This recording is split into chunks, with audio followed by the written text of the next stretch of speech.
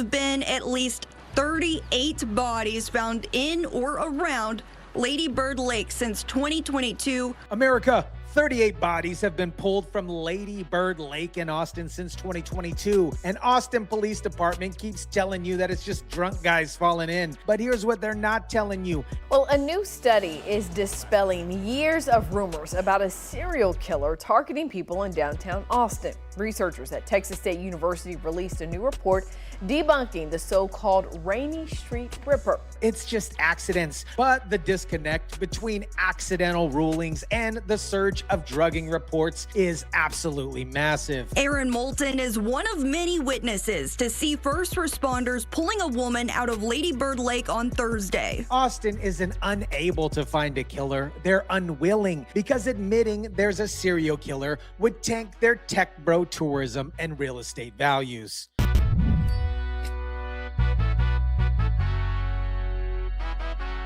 What is up, guys? Tyson DeLaCruz here. Thank you so much for rocking with me. Let me show you exactly how Austin is sacrificing lives at the altar for city revenue. Let's start with the numbers because this is where Austin's quote-unquote just accidents narrative completely falls apart. 38 bodies since 2022. That is one body per month for 3 years straight. Another paddleboarder was here out on Ladybird Lake and notified us that it appeared that an individual was deceased and floating on Ladybird Lake. 30 of those were males. About 60% were between the ages of 30 and 49. Only one case has been ruled a murder. The rest, accidental drownings, suicides, drug overdoses, natural causes, and a half a dozen remain quote-unquote unknown. This is one lake, one city, with one very specific victim profile. Theories of a serial killer in downtown Austin have been shared widely on social media,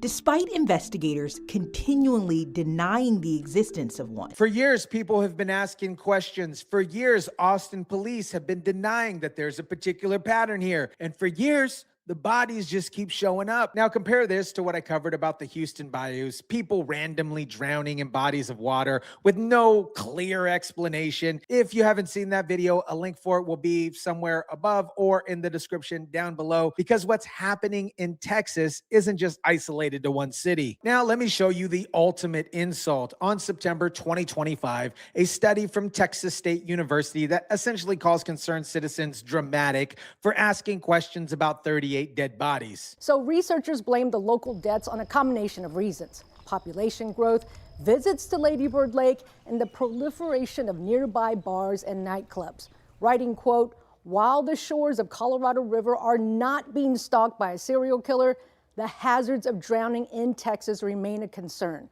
A misplaced focus on the sensational narrative of..." Listen to the language. Misplaced focus on the sensational narrative of a predator at the expense of rational discussion. They are calling you irrational for noticing that 38 bodies have died in one lake. This was not meant to be supporting them or be critical of them. It's just meant to say, what can we figure out from this evidence without sort of having a predetermined goal in mind? The researcher claims this wasn't meant to support or criticize police, but the entire study, at least in my opinion, is designed to dismiss public concerns or validate police narrative. That's not objective research. That is PR. And here's the kicker. They analyzed 189 drowning deaths from 2004 to 2025, narrowed it down to 58 targeted cases, and concluded that there's no particular pattern. But 38 of those bodies showed up since 2022. That is not a smooth line trend up. That is a spike. This is elite versus commoner at its finest. You're dramatic for noticing the pattern. You're sensational for asking questions. You're irrational for not trusting authorities who have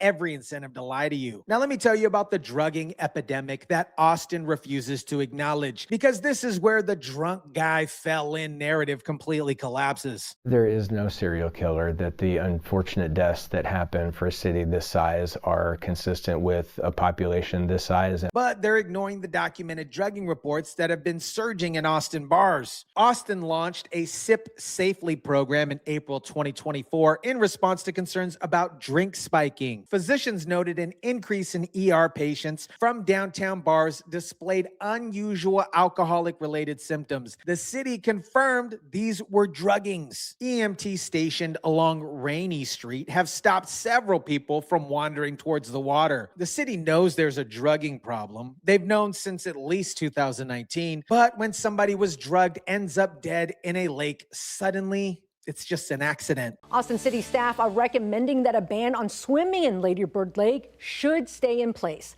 The ban has been around since 1964.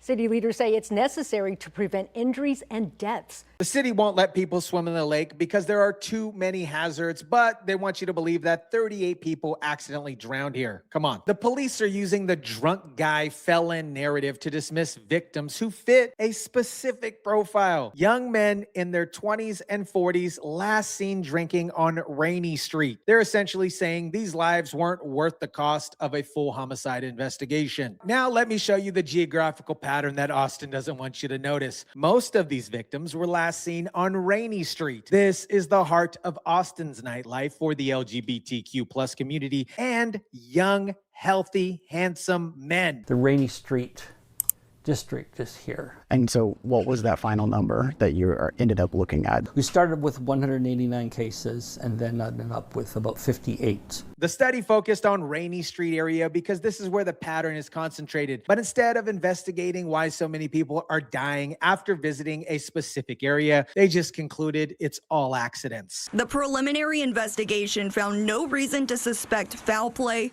and we're told there weren't any trauma wounds on the corpse. Watch how quickly they rule out foul play. Body found floating in the water. No foul play. No trauma wounds. Just an accident. They're not even considering other possibilities. But here's what makes this even more suspicious. Many victims were last seen near 4th and Rainy Street intersection. Same bars, same areas, same victim profile. And Austin wants you to believe that this is just a coincidence. While Rainy Street is mainstream nightlife, it also is the heart of the city's LGBTQ plus community scene. And the police response, they were just gay drunks. Now, let me tell you why Austin is so desperate to dismiss these deaths as accidents. Because admitting that there's a potential serial killer or predator on the loose, coordinated druggings would tank their tech bro tourism economy and real estate values. Austin has positioned itself as a cool, hip alternative to Silicon Valley. Tech companies are relocating there. Real estate prices are skyrocketing, tourism is booming,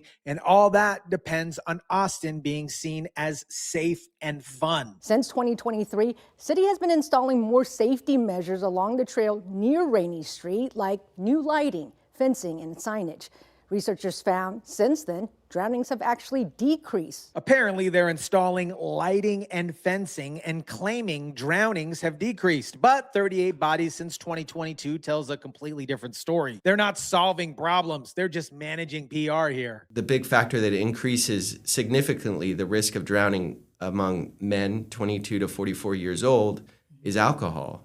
And as we know, there's a lot of alcohol being consumed downtown along Rainy Street. They keep blaming alcohol, but alcohol doesn't explain why these deaths are concentrated in one specific area. Alcohol doesn't explain the drugging reports. Alcohol doesn't explain why victim profiles are so consistent. This, at least in my opinion, is a calculated decision. Austin is framing these deaths as sacrifices to the altar of the city's revenue. They'd rather have 38 families without answers than admit that there's a problem that might hurt tourism. The Austin Police Department isn't unable to find a killer. They are unwilling, because finding a killer would mean admitting they are ignoring a pattern for years while bodies keep piling up. That was what made it stranger, because the person didn't have any clothes on.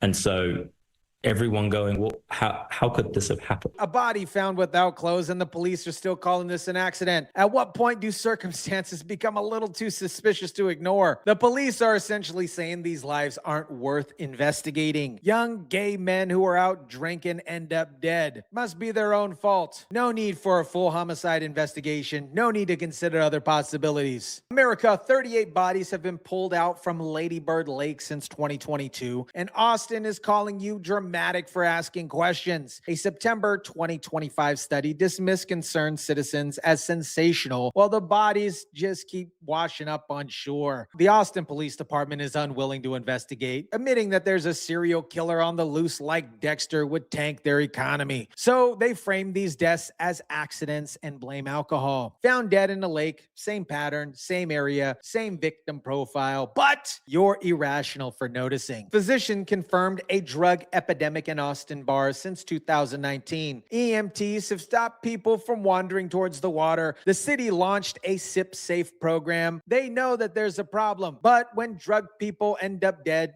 suddenly it's an accident. You're dramatic for caring about 38 bodies. You're sensational for asking why they all fit the same profile. You're irrational for not trusting authorities who have every incentive to lie. Austin is sacrificing lives at the altar for city revenue. And what's happening in Texas from Ladybird Lake to Houston bayous isn't isolated. This is a pattern that they refuse to investigate because the truth could potentially cost them money. Let me know what you think about this. Drop it down in the comment section down below. Smash the like button if you kindly would. Share, subscribe, and as always, guys, I'll catch you on the next one.